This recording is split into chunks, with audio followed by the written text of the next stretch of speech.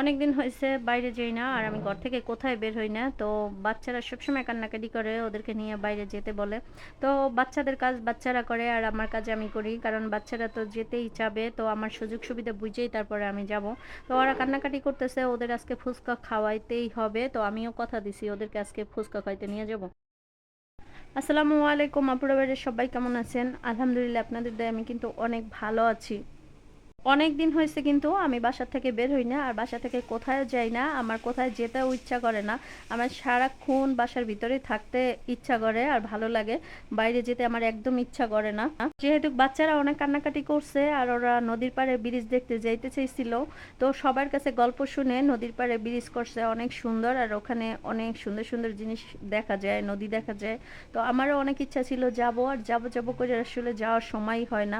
তো বাচ্চাদের শেষমেশ আমি নিয়েই আসলাম, নিয়ে এসে তারপরে ওদেরকে আমি একটু হাঁটাইলাম। হাঁটানোর পরে আমি একটু প্রথমেই ওদেরকে ঝালমুড়ি কিনে দিলাম। আর ঝালমুড়ি কিনে দেওয়ার পরে ওদেরকে বললাম যে তোমরা সোজা হাঁটতে থাকো, হাঁটতে হাঁটতে আমরা যত দূরে যেতে পারি।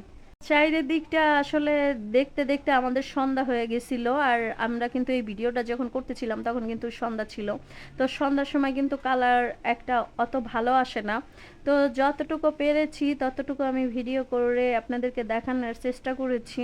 তো আসলে তেমন একটা ভালো হয় নাই, আমিও সেটা জানি। আমাদেরও আস্তে আস্তে আজকে দেরি হয়ে গেছে, না হয় আমরা আরো অনেক কিছু দেখতে পারতাম। তারপরে ওই ব্রিজে হাঁটতে হাঁটতে এত ভালো লাগছিল, আর চারিদিকটা যখন তাকাইছি তখন তো এত সুন্দর দৃশ্যগুলো ছিল, এটা আপনাদেরকে বইলা বুঝাইতে পারবো না। আমি যখন কাছাকাছি দেখছি তখন আমার কাছে কতটা ভালো লাগছে। আসলে ভিডিও করে অত কিছু দেখানো সম্ভব হয় না, যত কিছু আমরা নিজ চোখে দেখছি আর কাছ থেকে দেখছি ততটা কত ভালো লাগছে। পুরা দৃশ্যগুলা মানে এত সুন্দর ছিল, এটা আপনারা না এসে যদি দেখেন তাহলে বিশ্বাসই করতে পারবেন না যে এই জায়গাটা আসলে কতটা সুন্দর। আমরা অনেক ঘোরাঘুরি করছি, আর অনেক ঘোরাঘুরি করার পরে আমরা একটা কফি হাউস পাইছি এইখানে। তো আমরা ভাবলাম যে আমরা হাঁটতে হাঁটতে হাঁটতে হাঁটতে আমরা হরণ হয়ে গেছি। সত্যি কথা বলতে কি জানেন, আমরা 1 থেকে 1.5 ঘন্টা শুধু জীবনের প্রথম হাঁটলাম। আর এতটা যে আমরা হেঁটে আসছি এটা আমরা নিজেরাও কিন্তু জানি না যে আমরা এতটা হেঁটে আসছি। আমরা আসলে হাঁটা যখন শুরু করছি তখন ভালোই লাগতেছিল, আর ইচ্ছা হয়েছিল শুধু হাঁটতেই থাকি হাঁটতেই থাকি। তো জীবনের প্রথম যে এতটা হাঁটছি এটা কিন্তু আমরা বুঝতেই পারিনি যে কতটা হেঁটে তারপর আমরা আসলাম। হাঁটতে হাঁটতে যখন এসে আমরা এই কফি হাউসটা পাইলাম, তো খুবই ভালোই হয়েছে আমাদের জন্য, আমরা একটু বসতে পারছি।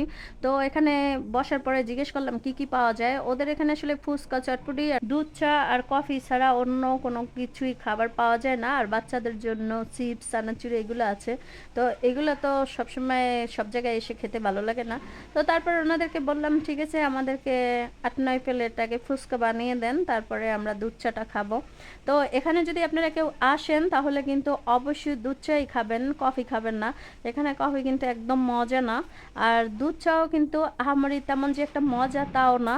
তো এখানে মোটামুটি আর কি।